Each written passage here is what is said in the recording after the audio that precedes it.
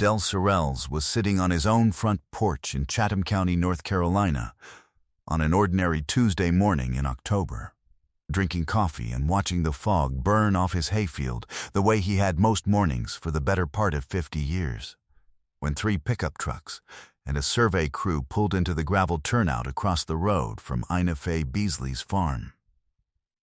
He said later he didn't think much of it at first, figured it was somebody marking utility lines or checking a fence corner, the way crews had been doing up and down that road for the better part of 2 years already.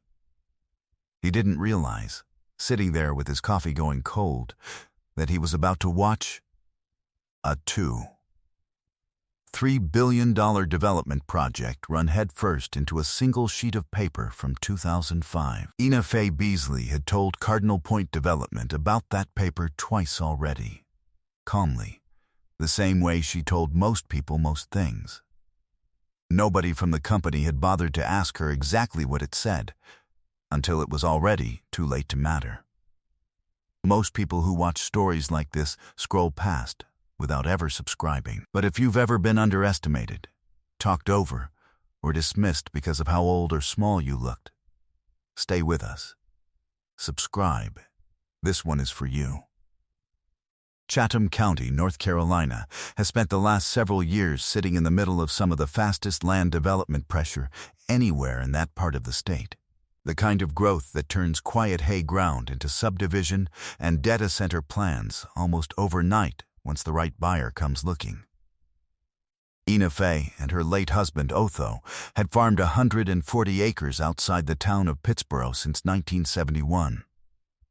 Tobacco in the early years, hay and a small cow herd after the buyout years made tobacco a losing proposition for a place their size. Otho died in 2017, 76 years old, his heart simply giving out one evening while he was closing up the equipment shed, no warning anybody could point to afterward. Ina Fay found him herself, walked out when he hadn't come in for supper, and has told very few people the particulars of that evening beyond the bare facts of it. She had kept the place running mostly the same way ever since, with help most seasons from her grandson and a neighbor or two who didn't mind the extra work, and had never once seriously entertained the idea of selling, not because she couldn't have used the money, but because the farm had never once struck her as something that belonged only to her to sell. A faded New Holland baler, older than her grandson by a wide margin, still sat under the lean to behind the barn, doing most of the hay work the operation needed done. Wendell Phillips, who ran the only remaining feed and seed store left in Pittsboro proper after the other 2 closed within a year of each other, used to tell customers that Ina Fay Beasley was about the last person left in that part of the county who still paid her account in full every month, without ever once needing a reminder call. Cardinal Point Development began assembling land in the county back in 2022, eventually putting together just over 12,000 acres across 4 adjoining townships for a mixed development the company called Cardinal Crossing, a combination of data center campus, light industrial buildings, and residential neighborhoods valued, by the company's own investor filings, at something north of $2. $3 billion over the full build-out. They bought out better than 30 neighboring families over 2 years, mostly without much friction. Fair prices by most accounts for ground that had been worth considerably less the decade before. Heavy Caterpillar grading equipment had already started moving dirt on the eastern half of the assembly by the fall of 2024, well ahead of the western half, which sat waiting on the access corridor design to finalize. The one property Cardinal Point never managed to buy, sitting almost dead center in the assembled acreage, was the Beasley farm. A land agent named Preston Dale drove out to see Ina Fay in March of 2024 with an offer of $4. $2 million for the full 140 acres, a number that would have struck most of her neighbors as close to unbelievable a few years earlier. Preston had closed deals with better than 30 families along that same stretch of county by then, Fair offers most of those families had been glad enough to take once the math sank in, and he had no particular reason to think the Beasley place would go any differently. Ina Fey told him the farm wasn't for sale, and when he pushed a little, gently, asking whether it was really about the money, she told him, plain, that money had nothing to do with it. "Farm's not for sale," she said. "Wasn't for sale in 2005 either, and that's a fact you'd do well to look into before you drive out here again." He came back that June with $5.6 million on the table. She gave him the same answer, and added, almost as an aside, that he might want to have somebody at his company pull the deed of conservation easement recorded against the property back in 2005 before he made the trip out a third time. Nobody at Cardinal Point ever pulled it. The company's land team had run title searches on every parcel it actually purchased across those 12,000 acres. Standard practice for any acquisition that size. But the Beasley farm had never been part of that purchase list. Just a holdout the company assumed it would eventually either buy outright or negotiate an access easement across whenever the engineering plans required it. Nobody had thought to research a piece of ground the company didn't yet own and might never need to cross directly. Not until the final site plan came back from the engineers, showing that the only practical route for the development's primary access road and utility corridor ran straight across 4 acres of the southwest corner of Ina Fey's farm. The one stretch of gradable ground connecting the eastern and western halves of the assembled acreage. Asked later by a reporter how a company that size had missed something a search of public county records would have turned up in an afternoon, Cardinal Point's own spokesperson said, plain, that she honestly didn't have a satisfying answer beyond the fact that nobody had ever been assigned to look. The company quietly changed its internal land assembly procedures the following spring, requiring a full title and easement search on any holdout parcel inside a project's footprint before final engineering plans could be approved, a policy several other developers in the region reportedly adopted not long after, once word of the Cardinal Crossing redesign made its way through the industry. Otho Beasley had enrolled the farm in a permanent agricultural conservation easement through the Haw River Land Trust in 2005, accepting a one-time payment in exchange for restricting the property from development forever, no matter who came to own it after him. His own father had lost the family's original homestead 2 counties over during the tobacco buyout years, sold under financial pressure to a developer who'd been circling that ground for a decade, waiting for exactly the right moment of weakness. And Otho had never forgotten how that felt, watching his father sign papers at a kitchen table with a man who'd waited him out rather than dealt with him fair. He read every line of the easement himself before signing it. He asked his lawyer friend to explain every clause twice.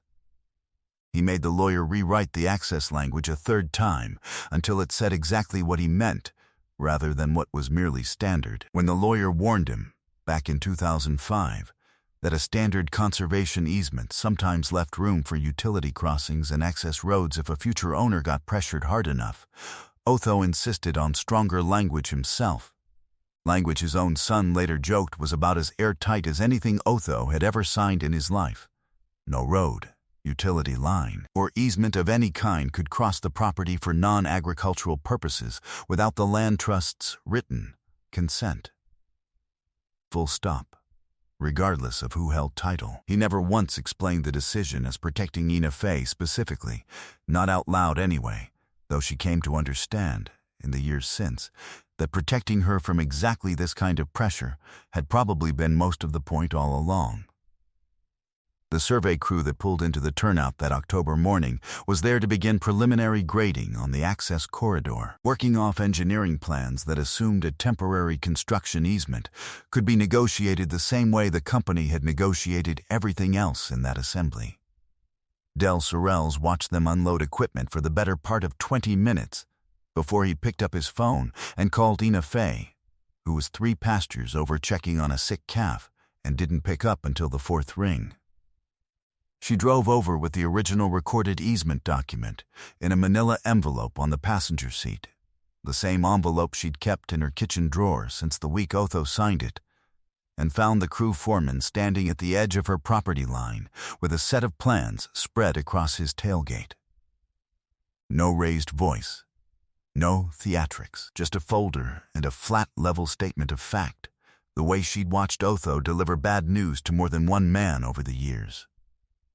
"This corner's under conservation easement," she told him, holding the envelope out. "Has been since 2005. You'll want to call somebody before anybody runs equipment across it." The foreman, a younger man who'd been handed a work order that morning and very little else, looked at the document the way a man looks at a problem nobody briefed him on. He wasn't dismissive. Not exactly. Or maybe he was, for about as long as it took him to actually read the first paragraph. The particular dismissiveness of a man who'd been told the job was straightforward and was only now starting to understand why it wasn't.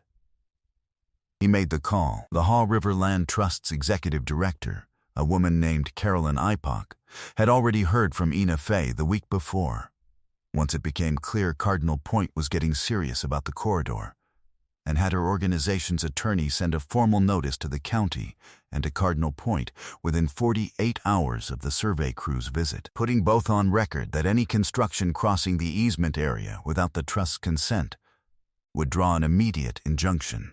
The notice ran 4 pages, citing the original 2005 recording, the specific restrictive language Otho had insisted on, and the trust standing under North Carolina's conservation easement statute to enforce it against any future owner, regardless of purchase price offered. Cardinal Point's own legal department confirmed what the trust's letter already said within the week.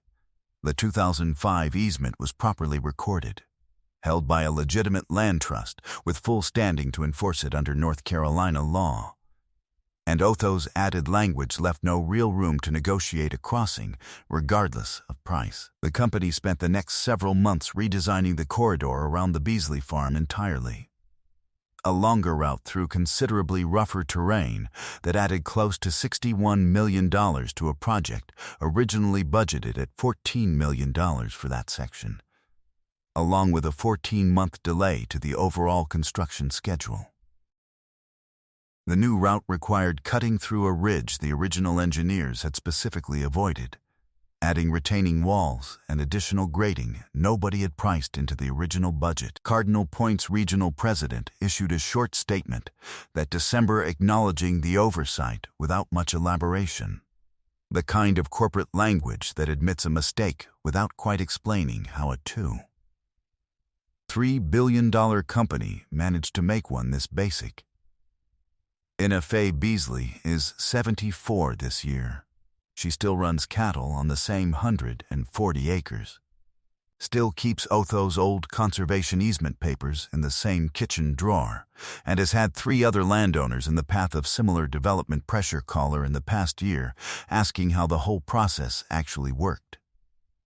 One of them drove out specifically to look at the original document itself, taking photographs of the language Otho's lawyer had drafted, the same way a person might photograph a recipe they intend to use themselves.